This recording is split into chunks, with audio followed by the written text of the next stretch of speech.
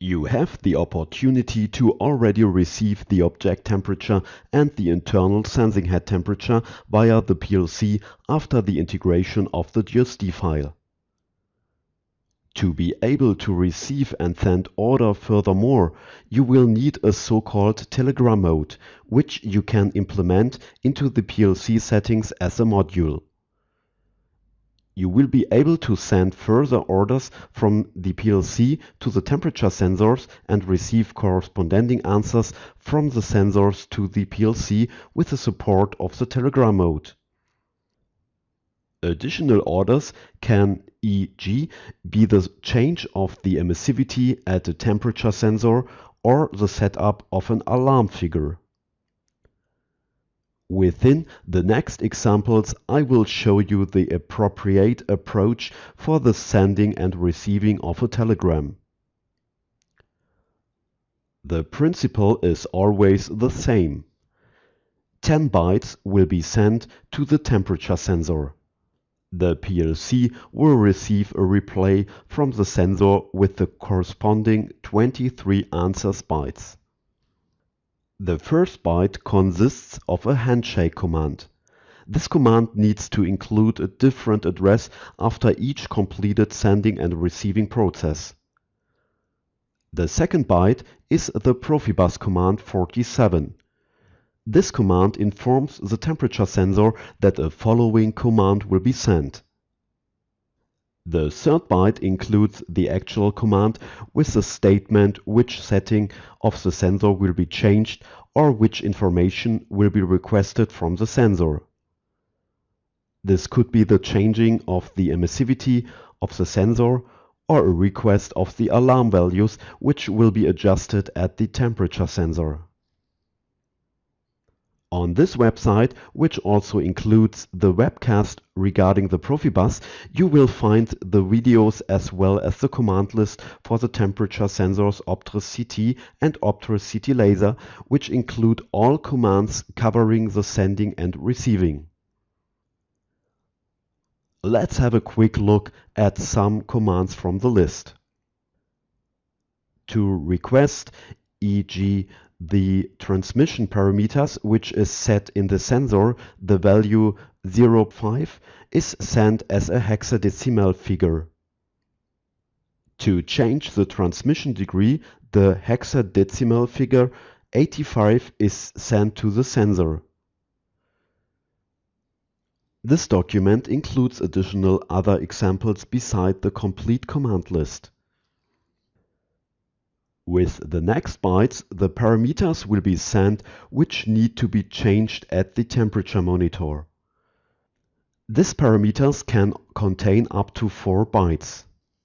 If not only one value will be requested from the sensor, but a complete setup of the sensor will be done, the corresponding XOR checksum must be transferred too. As already mentioned, 10 bytes must be sent from the PLC to the temperature sensor. The missing bytes will be filled with zeros. The telegram can only be sent to the temperature sensor in this order. The temperature sensor will reply with an answer after receiving the telegram. This answer contains 23 bytes. The first byte hands back our so-called handshake byte. Then the second byte follows with the value 15, which points out that we have received a telegram. The third byte is the answer byte from the temperature sensor. This is always the value 67. Afterwards, either the answer values from the sensors will follow if a request was sent, or the values of the change will be received if a request for new settings at the sensor was sent. As 23 bytes must be sent and received by the PLC, the missing bytes will be filled by zeros. Let's have a look at an example. In this case, we will change the emissivity of the temperature sensor to 0.95. The first step is the sending of a handshake byte. In our case, this byte has the value 02. The second byte is the PROFIBUS command 47, who informs the temperature sensor that another command will be sent. The third byte includes the actual command, with the specification which settings at the sensor will be changed or which information will be requested from the sensor. Let's have a look at the command list again. To change the emissivity of the sensor, the command 84 is needed.